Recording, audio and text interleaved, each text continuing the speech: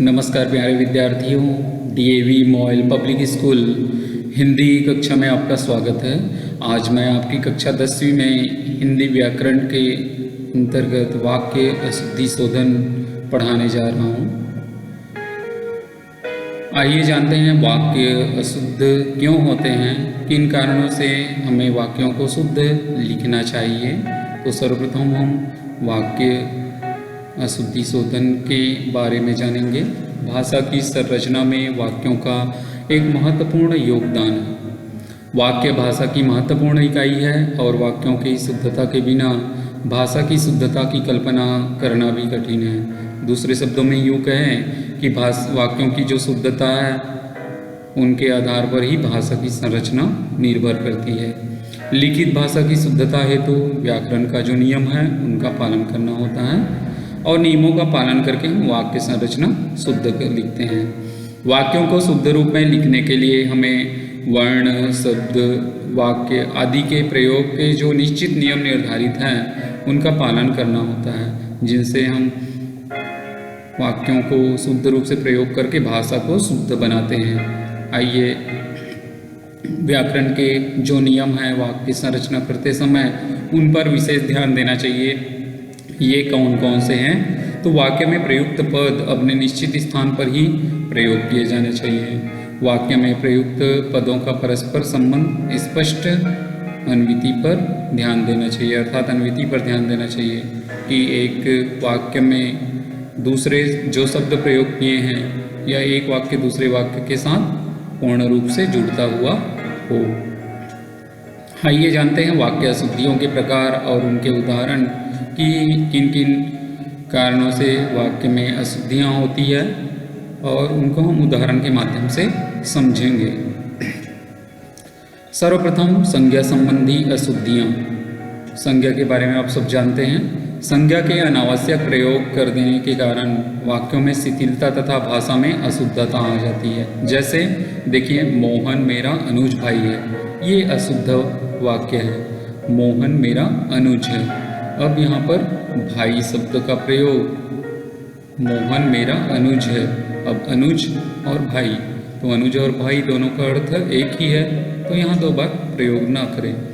बेकारी की समस्या की दवा हमारे पास है। बेकारी की समस्या का हल हमारे पास है। समस्या का कोई दवा नहीं होता है, बीमारी का दवा होता है।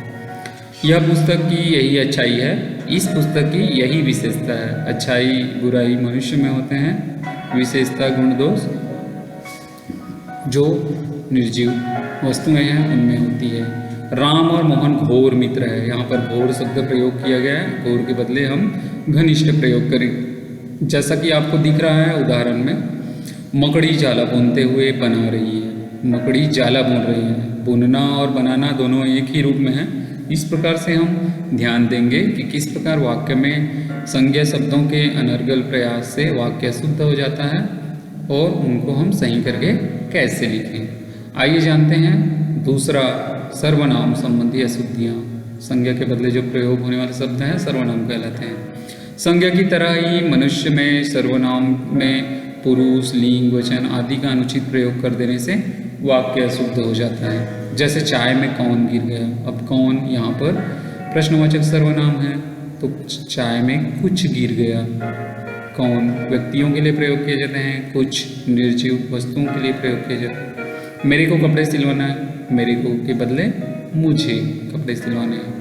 मैं निज में वहाँ जाना चाहता हूँ, निज के बदले स्वयं। देखिए, सर्वनाम शब्द के गलत प्रयोग से वाक्य कितने ऐसे अशुद्ध हो गए।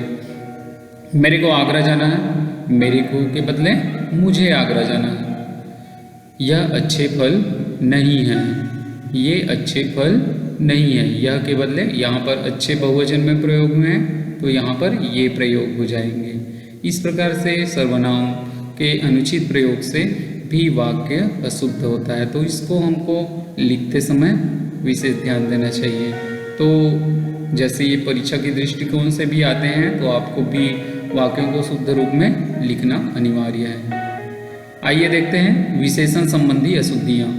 संज्ञा और सर्वनाम की तरह विशेषण के अनावश्यक प्रयोग से वाक्य में अशुद्धियाँ आ जाती है। जैसे अशुद्ध वाक्य यहाँ देखिए, यह हमारा वाला घर है, यह हमारा घर है। अब वाला शब्द क्यों अनर्गल प्रयुक्त करें यहाँ पे, इसलिए यह सिर्फ हमारा घर है होगा। हाथी बहुत मोटी है, मोटी स्त्रीलिंग, हाथी पुर, यहाँ पर पुल्लिंग है, मोटा है, हाथी बहुत मोटा है। राम ने नई कपड़ा खरीदी, राम ने नया कपड़ा खरीदा। तो नई कपड़े, नई के बदले नया। यह हमारे आगामी नेता है, यह आगामी के बदले भावी नेता है। आगामी आने वाले को बोलते हैं, मगर भावी होने वाले को बोलते हैं। यह झील बहुत सघन है, सघन वनों में होती है, मगर झील तो गहरी होती है, तो सघन के बदले हम यहाँ पर गहरी शुद्ध शब्द प्रयोग करेंगे। इस प्रकार से हमारे अशुद्ध वाक्य पूरे शुद्ध रूप में परिवर्तित हो जाएंगे। जब भी आप ऐसे वाक्य देखते हैं, लिखते हैं, तो आप भी ध्यान देंगे। आज के लिए बस इतना ही। अगले भाग को, अगले जो प्रकार है वाक्य शुद्धियों को, उनको मैं अगले वीडियो में प्रस्तुत करूँगा बच्चों। तब तक के लिए आप अपनी अभ्यास पुस्तिका निकालिए और इन वाक्यों को शुद्ध करके दोबारा लिखिए। हम पाठ याद कर लिया है, उसका पागल हाथी हो गया है। इन्होंने इस साल कई कहानियाँ लिखा है, अधिकारी ने हस्ताक्षर कर दिया। कभी कभी हम पढ़ते हैं तो हम ही को लगता है ना कि हमने वाक्य अशुद्ध कर दिया, तो हंसी भी आ जाती है। तो यहाँ पर कुछ ऐसे ही वाक्य है जो अशुद्ध है अलग अलग दृष्टिकोण से, तो इसको आपको शुद्ध करना है। दूध से चमकते कपड़े ये किसके हैं?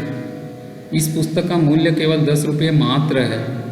पिता कहा कि अपना काम स्वयं किया कर, खरगोश को काटकर गाजर खिलाओ। साहित्य और जीवन में घोर संबंध है, उसके पास दुनिया भर की समाचार हैं। ऐसे जो अशुद्ध वाक्य है, इन वाक्यों को आपको शुद्ध करके लिखना है अपने अभ्यास पुस्तिका में। बच्चों आज के लिए बस इतना ही। ध्यान से सुनने के लिए और अच्छे से समझने के लिए बहुत बहुत धन्यवाद। अगले जो वाक्य संबंधी अशुद्धियाँ हैं उनको मैं अगले वीडियो में प्रस्तुत करूँगा। तब तक के लिए अपने अभ्यास कार्य पूर्ण करेंगे, घर में रहिए और सुरक्षित रहिए। धन्यवाद।